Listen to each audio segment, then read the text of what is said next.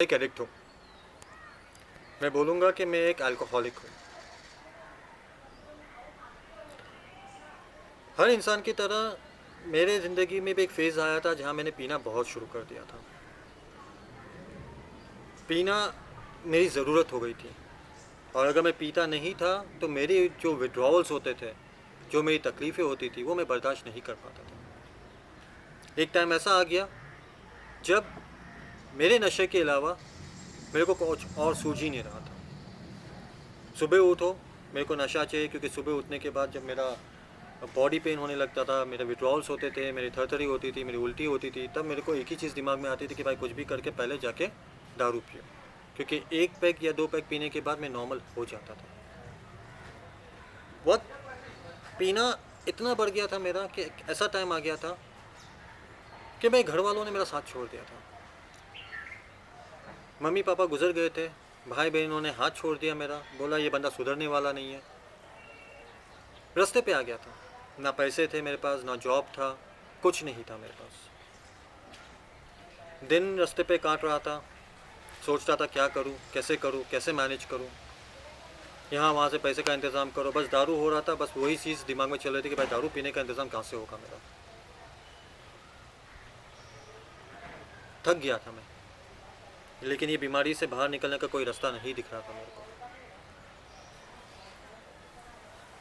बैठा, सोचता रहा।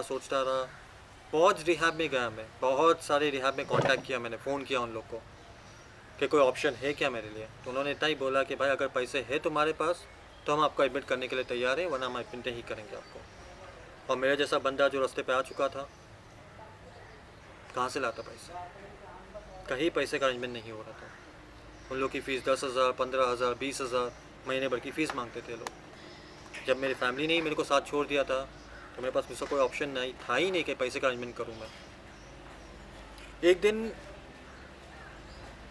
मैं को किसी ने बताया, मैंने एक एडवर्टीज़मेंट देखी, बेसिकली संतुलन,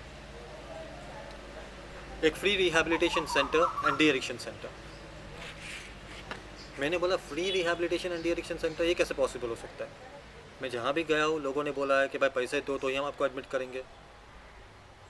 मैंने बोला चलो, नंबर दिया हुआ है, फ़ोन करते हैं। मैंने फ़ोन किया, डिवीजन सर ने फ़ोन उठाया, डिवीजन स्मार्ट। मेरी डिवीजन सर से बात हुई। बोला सर ऐसा है कि मैं एक एडिक्ट हूँ, मेरी रास्ते पे आ चुका हूँ, मेरे पास आप पैसे देने के लिए, और आपका मैंने एडवर्टीज़मेंट देखा है कि आप एक फ्री में रिहैबिलिटेशन सेंटर चालू करके रखे हुए हैं। मैं चाहता हूँ कि मैं उस सेंटर में एडमिट हूँ और मेरे नशे से दूर हो जाऊँ। डिवीजन सर ने कुछ नहीं पूछा मेरे को, मैं कहाँ से आया हूँ, मैं कौन हूँ, क्या है क्या नहीं है, पैसे है कि नहीं है मेरे पास, कपड़े लत्ते है कि नहीं है, क्या, कुछ भी नहीं पूछा। सिर्फ इतना पूछा कि तेरे पास रिक्शा के पैसे है संतुलन पहुँचने के लिए? मैं बोला सर मेरे पास थोड़े बहुत पैसे हैं, मैं पहुँच सकता हूँ संतुलन। तो उन्होंने मेरे को एड्रेस दिया और बोला तो संतुलन आ जा, मैं वहीं मिलूँगा आपको। मैं आ गया संतुलन। जिस टाइम पे संतुलन आया, देखा एक रूम था, उसके अंदर 8 से 9 लोग रह रहे थे पहले से, मेरे जैसे ही दोस्त लोग थे मेरे, जो नशे से दूर होना चाहते थे, जिनकी फैमिली उनके साथ नहीं थी। आया मैं इधर, सर ने आया, फॉर्म वॉर्म भरा मेरा और मेरे को एडमिट कर दिया। कुछ और सवाल नहीं पूछा, सिर्फ इतना पूछा कितने साल से मैं पी रहा हूँ और क्या हिसाब किताब है मेरी हिस्ट्री के बारे में। फैमिली से क्या, पैसे का क्या, कुछ नहीं पूछा। मेरे को बोला तो आज काम कर, ये दवाई ले और सो जा। पहला दिन गुजरा, 2-3 दिन गुजर गए मेरे संतुलन के अंदर। 3 दिन के बाद जब मेरे को नॉर्मल हुआ, मेरा विड्रॉल्स कम हुआ, तो दुजन सर और शिल्पा मैडम दोनों से बात हुई मेरी। उन दोनों ने बोला कि भाई तू टेंशन मत ले, ये सेंटर में तू आया हुआ है, तेरा हम लोग सब संभालेंगे। और उन्होंने मेरे को समझाया कि संतुलन चलता कैसे है। उन्होंने कहा 3 फेज़ है। पहला फेज़ है डी एडिक्शन का, जहाँ जो बंदा अगर नशे से आता है तो उसको पहले नशे से 1 महीने के लिए दूर कैसे रखा जाता है, उसकी विड्रॉल्स कैसे मैनेज किया जाता है, उसको दवाई दे के कैसे नॉर्मल किया जाता है, सो दैट उसको जो क्रेविंग होता है दारू पीने का वो कम कैसे हो। तो पहला फेज़ उनका यही रहता है कि डी एडिक्ट बंदे को कैसे किया जाए। हाँ, पहला फेज़ मेरा भी कंप्लीट हुआ, 1 महीना या 1.5 महीना हुआ मेरे को नॉर्मल होने के लिए। 1.5 महीने के बाद वापस द्विजन सर और शिल्पा मैडम से बात हुई मेरी। तो उन्होंने बोला, मेरे को पहले सवाल द्विजन सर ने मेरे को क्या पूछा कि हुसैन तेरे अंदर स्किल क्या है, तेरी खूबियाँ क्या है, तेरे में कला क्या है। तो मैंने बोला सर मेरे अंदर कला बोले तो मैं कंप्यूटर्स वाला बंदा हूँ, मेरे को इंग्लिश अच्छी खासी आती है, पढ़ा लिखा बंदा हूँ। तो उन्होंने बोला तू अभी करना क्या चाहता लाइफ के साथ। तो मैंने बोला सर ऐसे तो ज़िंदगी नहीं गुजार सकता मैं, कुछ ना कुछ काम धंधा तो करना ही पड़ेगा मेरे को। लेकिन मेरे में कॉन्फिडेंस नहीं था कि मैं वापस मार्केट में खड़ा हो सकता हूँ।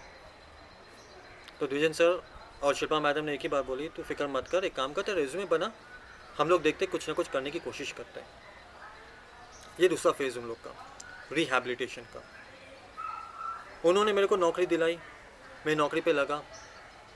नौकरी पे लगने के बाद 3-4 महीने 5 महीने काम किया, सैलरी आने लगी, पैसे आने लगे, थोड़ा नॉर्मल होने लगा, थोड़ा कॉन्फिडेंस बढ़ा कि नहीं मैं भी काम कर सकता हूँ मार्केट के अंदर, दारू के नशे से दूर रह के। वो होने के बाद मैं बैठा, द्विजन सर को फ़ोन किया मैंने, मैडम को भी फ़ोन किया, दोनों आए बैठे। मैंने शिल्पा मैडम को बोला, शिल्पा मैडम अभी जब मैंने सब नॉर्मल कर दिया मेरी लाइफ के अंदर, मेरी ज़िंदगी का मकसद क्या रहेगा।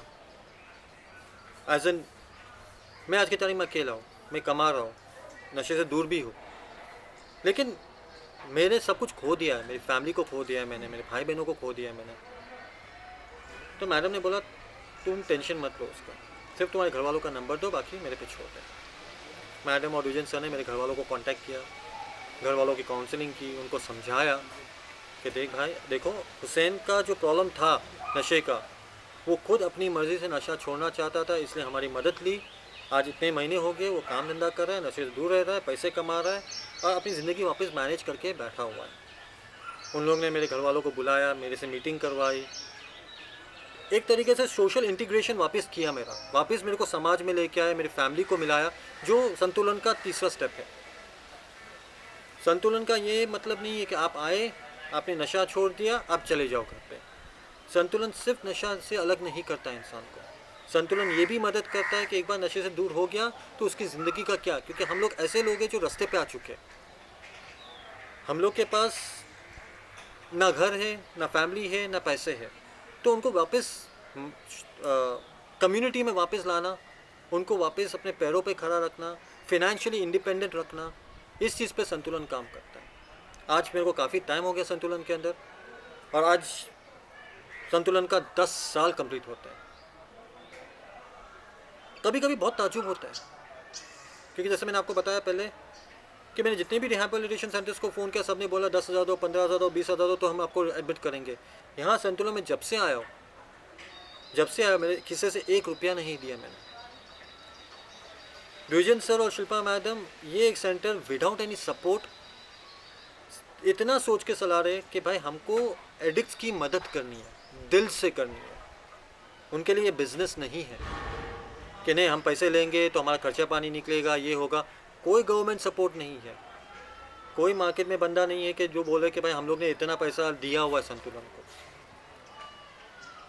जो भी है द्विजन सर के पास, शिल्पा मैडम के कॉन्टैक्ट्स के थ्रू जो भी मदद हो सकती है वो मदद लेके ये संतुलन चलाया जाता है, एक ही इंटेंशन से कि हमें एडिक्ट्स की मदद करनी है, हमें बिजनेस नहीं करना है। और आज 10 साल छोटा टाइम नहीं है दोस्तों, 10 साल संतुलन को पूरे हुए हैं।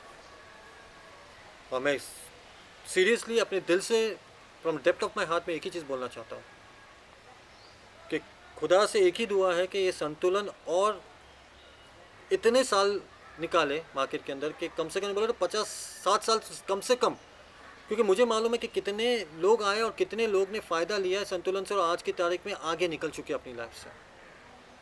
तो बस इतना ही दिल से दुआ करता हूँ कि संतुलन आज जितना है उससे 100 गुना ज़्यादा बढ़े और काफ़ी लंबे टाइम तक चले, सो दैट जितने लोगों की हम लोग मदद कर सके, जितने लोगों की द्विजन सर और शिल्पा मैडम मदद कर सके, इतने लोगों की मदद करके उनको वापस अपने पैरों पे खड़ा रख के कम्युनिटी में वापस लेके आए, सो दैट वो जो पहले इज़्ज़त से जीते थे वही इज़्ज़त से वापस जिए। इतना ही बोलना चाहता हूँ। और संतुलन को 10 साल कंप्लीट करने के लिए बहुत बहुत शुभकामनाएं। Thank you.